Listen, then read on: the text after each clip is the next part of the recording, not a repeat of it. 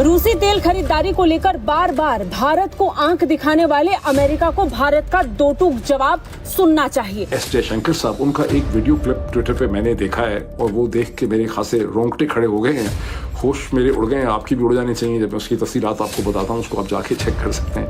If you have a problem buying oil from India, oil or refined products, don't buy it. Nobody forced you to buy it.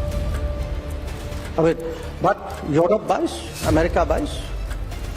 So you don't like it, don't buy it. Bharat से ऐसे replies इनको यहाँ पर मिलेंगे। आज के दिन doctor S Jaishankar ने पहले तो यूएसए को कैटेगोरिकली ये कह दिया कि अगर आपको नहीं पसंद कि हम रशिया से ऑयल लेकर इसको रिफाइन करके बेचते हैं, मत खरीदो। ये हमें बोलना बंद करो कि रशिया से तुम ऑयल खरीद नहीं सकते, वो हमारा डिसीजन है। तुम्हें नहीं परचेज करने उसके products, that is your decision. इस एक स्टेटमेंट से इंडिया ने अपना स्टांस क्लियर कर दिया है कि चाहे यूएस या यूरोप कुछ भी कर ले, इंडिया अपनी फॉरेन पॉलिसी किसी और के प्रेशर के अंडर चेंज नहीं करने वाला। भारत जो है वो किस तरह से अमेरिका को अब डील करेगा, जो टैरिफ की बात की जा रही है, लेकिन उसके साथ साथ कई लोग ये भी कह रहे हैं कि जी अमेरिका के साथ ताल्लुकात खराब हो गए हैं या अच्छे नहीं रहे। भारत सरकार पर ट्रंप के टैरिफ का जरा भी असर नहीं पड़ रहा। वजीर खारजा जयशंकर की तकरीर पर हैं। अब एलामिया में फोरम ने यकतरफा तिजारती पाबंदियां लगाए जाने की मुखालिफत की और कहा कि यकतरफा पाबंदियां वर्ल्ड ट्रेड ऑर्गेनाइजेशन के कवानीन के खिलाफ हैं। अमेरिका खत्म होने वाला है, ये लिखा हुआ है ऑन द वॉल और डोनाल्ड ट्रंप को दिखता है। उसने 500 सालों की जो उनकी दादागिरी थी उसको एक्सपोज कर दिया। उसने बता दिया कि क्वाड में जो हमें रखा गया वो एक ट्रैप था और अब हम लिबरेट कर रहे हैं अपने आप को, ब्रिक्स को और ज़्यादा पावरफुल कर रहे हैं ताकि हमें भी वो ताकत मिले। ट्रंप है ना, वो बेचारा अल्लाह वालों ही ना खसियानी बिल्ली खंबा नोचे वाला हिसाब है ना, वो हर एक वालों बेस्ती हुंदा चला जा रहा है कि भाई साहब तेरी दालें भी हम बैंड हो गए, नहीं भारत में तेरी दालें आएंगी क्योंकि हमारे किसान को होगा नुकसान। और भाई मैं अपने भारतीयों को नुकसान नहीं करना चाहता। तू ट्रंप पागल के बच्चे अपने लोगों के साथ जो कर रहा है कर, हमें घंटे का फर्क नहीं पड़ता, लेकिन मैं भारतीयों पे आंच नहीं आने दूंगा। भारत में देखो महंगाई बढ़ी नहीं, अमेरिका में देखो क्या हो गया, वो तो बढ़ गई है। इंडिया में पेट्रोल के दाम बढ़े नहीं बढ़े, यूएसए में पेट्रोल के दाम भी बढ़ गए हैं। वहाँ पे लाखों लोग रोड पे आ गए। भारतीय आराम से चिल मार के अपनी जिंदगी गुजारे, भारत को घंटे का फर्क नहीं पड़ा।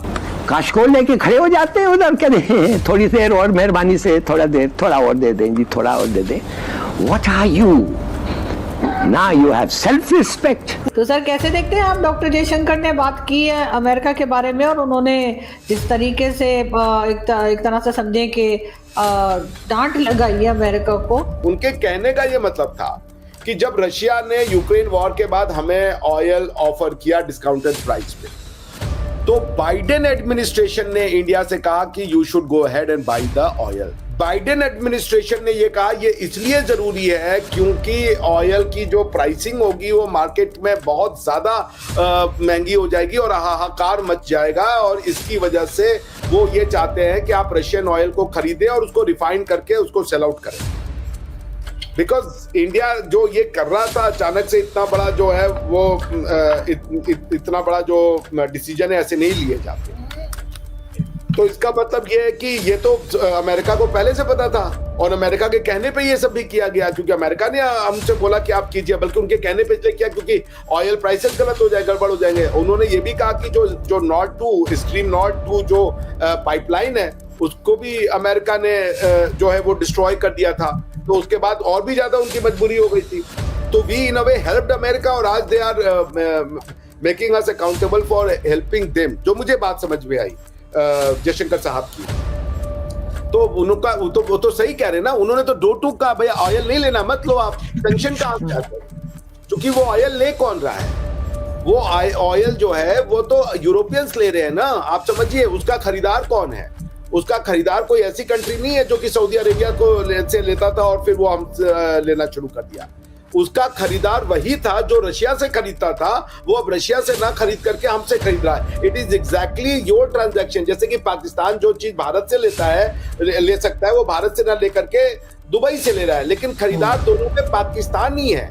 बेचने वाला अंतर में आ गया ना। तो हमें ये कहा गया कि चूंकि हमने जो है उनकी पाइपलाइन को रशिया वाली को डिस्ट्रॉय कर दिया है और मार्केट में यूरोपियन यूनियन के ऑयल नीड की वजह से प्राइसेस इतनी ज्यादा डिस्टेबलाइज हो जाएंगी कि बेहतर ये है कि आप ऑयल को खरीदे, रिफाइन करके बेचे, वरना India would have never thought of selling it Baba.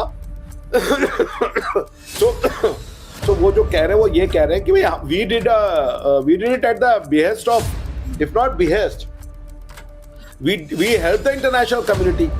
It's funny you have people who work for a pro-business American administration accusing other people of doing business. Okay, that's really curious. But here's the point. If you have a problem buying oil from India, oil or refined products, don't buy it. Nobody forced you to buy it. I mean, but Europe buys, America buys. So you don't like it, don't buy it. Now इसी summit में doctor S Jaishankar से एक सवाल ये पूछा गया कि दो चीजें हुई हैं। एक तो ट्रंप ने लगातार भारत को टारगेट करना स्टार्ट कर दिया है, दूसरी तरफ हम देख रहे हैं अचानक से suddenly US Pakistan relations improve हो गए हैं। यूएस बहुत ज्यादा प्रो पाकिस्तान हो चुका है। नाउ इसके बारे में भी डॉक्टर एस जयशंकर ने बड़ी स्टेटमेंट दी है। इन्होंने इतिहास का रिमाइंडर दिया है यूएसए को। नाउ यहाँ पे आप लोग देख पाओगे ये बात बोली है डॉक्टर एस जयशंकर ने, मेरे हिसाब से अब तक की स्ट्रॉन्गेस्ट स्टेटमेंट है from India regarding US Pakistan relations. Were you surprised at the manner in which Pakistan, US have come, at least the Trump administration, have suddenly cozied up and come together? Did it? By the way, ये सारी video अगर आपको देखनी है तो doctor S Jaishankar का जो Twitter handle है वहाँ पे आपको ये सारी वीडियो मिल जाएगी। Did it catch you by surprise? Look, you know, they have a history with each other, and they have a history of overlooking their history. ये अपने आप में एक बहुत अच्छी पंचलाइन है कि they have a history of overlooking that history. दोनों का एक इतिहास रह चुका है। पाकिस्तानी भी कई बार कहते हैं कि यूएस ने फायदा उठा लिया हमारे इतने लोग मर गए, 60,000 लोग मर गए वॉर ऑन टेरर में, मगर घूम फिर के जब जरूरत पड़ती है जाते हैं अमेरिकन के पास ही है। मतलब दोनों का एक बहुत ही एक अजीब सा रिलेशन है। So what happens is it's not the first time we've seen things, and the interesting thing is when you look sometimes at the certificates, say somebody in the military will give, it's the same military which went into Abbottabad and found who there. So the issue in a way is when countries are very focused on doing politics of convenience, they keep trying to do this, and some of it can be tactical, some of it can have some other benefits or calculations. But again, look at obviously I respond to the situation or the challenge of the day, but I also do so always keeping in mind the larger structural sort of strengths of the relationship, the confidence that comes from it. अगर आपको video पसंद आए तो channel को subscribe करें और bell icon को जरूर दबाएं ताकि आपको ऐसे ही लेटेस्ट वीडियो की नोटिफिकेशन मिलती रहे। Thank you for watching. मैं हूं विवेक, मिलते हैं नेक्स्ट वीडियो में। Stay updated and stay safe.